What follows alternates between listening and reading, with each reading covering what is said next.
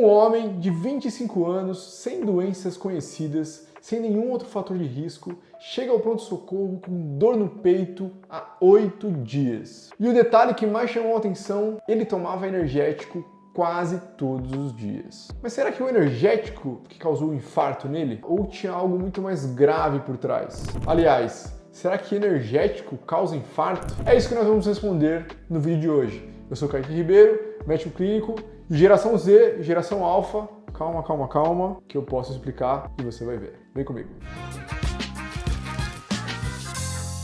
Então estou eu na emergência de plantão na UPA e chega esse rapaz com dor no peito há 8 dias, que teve uma piora importante nas últimas 24 horas. E não era uma dor no peito qualquer, era uma dor no peito em aperto que irradiava para as costas. Uma dor importante, tá?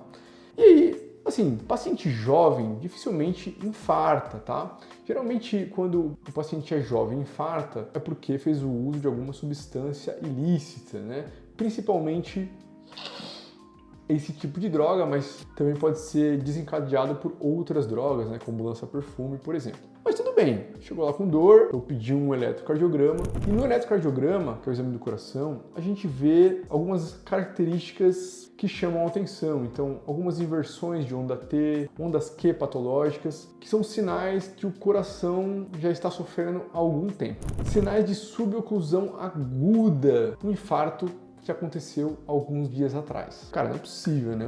Um rapaz de 25 anos, né? E aí perguntei para ele novamente se ele realmente não tinha usado nenhum tipo de droga, né? Às vezes vai em festa, pedi para a mãe dele sair também ali da sala para a gente poder conversar um pouco melhor, e ele negou completamente. E aí eu falei, cara, realmente você não usou nada? Ele falou, doutor, não usei nada, mas eu tomo bastante energético, né? Como assim? Toma como energético? Toma todo dia? Quase todo dia. Eu fiquei meio assim, igual você, né? Meio sem reação. Porque energético todo dia não é de costume das pessoas, naturalmente, de usar esse tipo de bebida todo dia. E aí vem a pergunta, energético pode causar infarto? E a resposta é pode, mas não da forma que você imagina. Tem um estudo da American Heart Association que ele mostrou o seguinte, esse estudo ele reforça que o energético ele pode alterar agudamente a função vascular, os vasos do coração, facilitando um evento isquêmico. Então, eu explico. Quando você toma energético, isso faz aumentar a sua adrenalina, o que aumenta a frequência cardíaca do seu coração e, por tabela, a sua pressão arterial sobe também. E esse aumento de pressão arterial faz com que o sangue que chega no seu coração faça um turbilhamento, porque ele bate forte nos vasos do coração. E esse turbilhamento, ao longo do tempo, pode causar um evento trombótico. Começa a juntar um monte de plaqueta naquele vaso e aí faz um trombo agudo, gerando um infarto. Isso é uma possível causa de infarto pelo abuso, né, de energético, mas também relacionado com outros tipos de droga, né?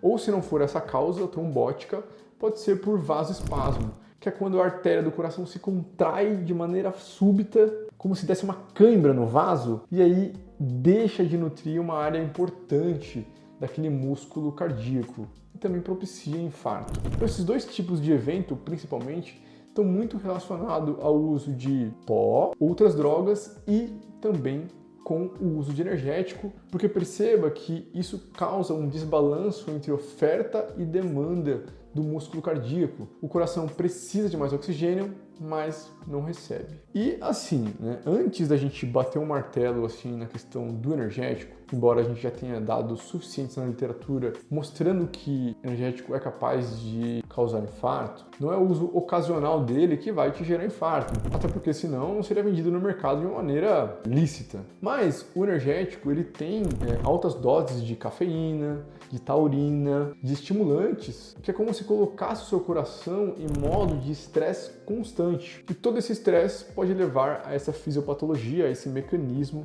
que eu acabei de explicar. Então, mesmo o paciente sendo jovem e mesmo não tendo placa, é porque o principal mecanismo de infarto, quando a gente vai olhar para as pessoas que infartam, geralmente quem infarta é quem é mais velho, né? É quem é obeso, é quem não pratica atividade física, é quem tenha mais ali para mais de 50 anos de idade, quem fuma.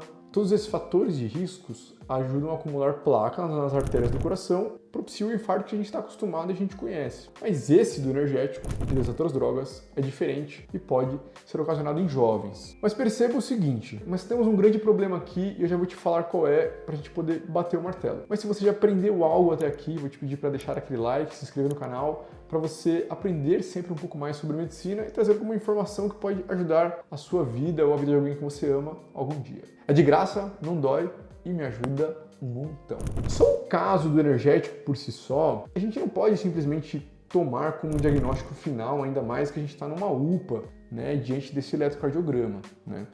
Então, sempre quando a gente tem uma dor no peito em um paciente jovem assim, ainda mais que era uma dor no peito muito forte, que ele referia, a gente tem que descartar outros diagnósticos diferenciais que a gente chama. Outros possíveis diagnósticos que não seja aquele que seja o principal na nossa mira. Para a gente não comer bola e deixar passar uma coisa importante, porque o tratamento difere completamente a depender. Então, por exemplo, esse paciente que chegou com uma dor no peito muito forte, poderia ter uma dissecção de aorta, que é quando a aorta, aquela artéria bem grande do nosso corpo, começa a rasgar, literalmente. E isso é catastrófico. Tem uma mortalidade altíssima, então é algo que a gente tem que se ligar. Mas esse jovem também poderia ter uma miocardite, que é uma inflamação do músculo cardíaco, que também causa muita dor no peito, geralmente uma dor um pouco mais arrastada, e também tem que ser considerado. E claro, infartos sem obstruções clássicas, né? Que aí entra o vasoespasmo, que é o mais comum que a gente viu, que a artéria do coração tem tipo uma cãibra, e o trombo por microcirculação, justamente por esse aumento da pressão, esse turbilhamento do sangue. Então, quando a gente tem ondas Q no infarto, a gente já tem marcadores de necrose já, né? De que o músculo cardíaco sofreu, todo esse músculo cardíaco que sofreu tem uma repercussão, né? Esse paciente ele pode vir a evoluir também com uma insuficiência cardíaca, né? Então começar com falta de ar, começar a acumular líquido nas pernas, no pulmão, ter sequelas muito importantes relacionadas a esse infarto. E agora vem a parte que você não vai acreditar. Enquanto o paciente estava aguardando a remoção, né, geralmente em casos mais graves assim, a gente recebe o caso, diagnostica, estabiliza o paciente e pede vaga para um hospital maior de referência, né? Esse é um paciente que precisaria ser avaliado pelo cardiologista, possivelmente fazer um cateterismo para ver qual artéria do coração que sofreu um infarto e se é necessário colocar algum stent, por exemplo. Eu estava atendendo outros pacientes, a enfermeira me chamou e falou assim: doutor, o paciente está querendo ir embora. Como assim ir embora? Quando eu cheguei lá, ele estava com uma pranchetinha, assinando um termo de que ele estava indo embora por vontade própria. E aí eu falei: cara, como assim? Por que você quer ir embora? Fala: doutor, fiquei o dia inteiro aqui, tô meio sem paciência de ficar nesse lugar aqui, eu tô cansado, quero ir para casa. E eu falei: cara, você não entendeu a gravidade do problema ainda. Eu vou te explicar novamente. Se você for para casa assim, pode ser que você suba uma escada, por exemplo, e você tenha uma dor no peito mais forte, caia e tenha uma morte súbita, por exemplo. Você entende a gravidade do seu diagnóstico? E acabei explicando também tudo que eu estou explicando para vocês aqui, e é também por isso que esse vídeo está existindo, porque eu expliquei detalhadamente o que acontece com o coração, né? E mesmo assim, ele parou um pouquinho, deu uma assustada, repensou um pouco. A mãe também conversou com ele, conversei com a mãe, né? Embora fosse um rapaz de 25 anos já. E mesmo assim, ele assinou e foi embora. Mas qual que é a principal mensagem que eu quero te passar nesse vídeo? As gerações mudam e os comportamentos também mudam. Eu brinquei da geração Z e da geração Alpha. Tem a geração Beta também, né? Se eu não me engano. Geração Z, geração Alpha, geração Beta. Geração Beta, muito nova ainda, né? Eles não sabem o que é energético, espero. Principalmente sobre a geração Z e a geração Alpha, puxa, na minha geração, cara, dos millennials, a gente toma energético quando? A gente vai numa festa, eventualmente, num sábado, numa sexta-feira, toma 1, 2 energéticos, né? Às vezes misturado com bebida. E esse rapaz, ele tomava energético quase todo dia. Eu não sei nem como enquadrar um energético quase todos os dias na minha rotina, por exemplo. A medicina também acaba tendo que se adaptar e lidar com algumas situações que são novas, né?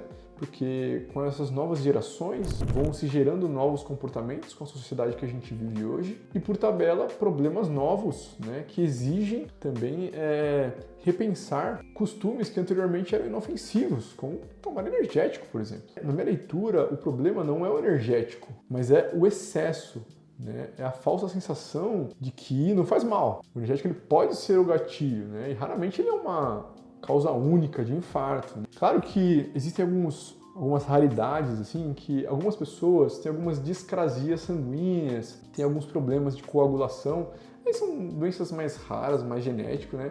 Que tem mais propensão a fazer nesses eventos trombóticos, por exemplo, né, que eu expliquei para vocês, de acumular ali trombos em lugares que não era para ter, né, por exemplo, no coração, causando infarto, ou no cérebro, causando um AVC. Mas isso são coisas mais raras. Mas no caso desse jovem, como ele usava muito energético, ele infartou sim, e é muito provavelmente relacionado ao abuso de energético. Geração Z, geração alfa, não me matem, não precisa ficar com medo de tomar energético, mas é importante ter equilíbrio, né, nessa decisão de tomar energético. O que não é recomendado é o abuso dele. O que sua mãe sempre falou para você? Tudo em excesso faz mal. E esse foi o caso de um homem de 25 anos, um rapaz, por assim dizer, que infartou usando energético. E todo esse caso me ensina uma coisa importante. Jovens também infartam, energético não é inofensivo, mas o diagnóstico também não pode ser muito simplista, né? A gente sempre tem que ampliar o leque de diagnósticos diferenciais, como eu falei para vocês. Na medicina e na vida, raramente o perigo está no que você faz uma vez ou outra, mas no que você repete todos os dias. E se você toma energético com frequência, talvez seja a hora de repensar. Escreve aqui nos comentários, você toma energético todo dia? E se não for todo dia, com qual frequência? Não mente, não mente! Um grande abraço e até a próxima.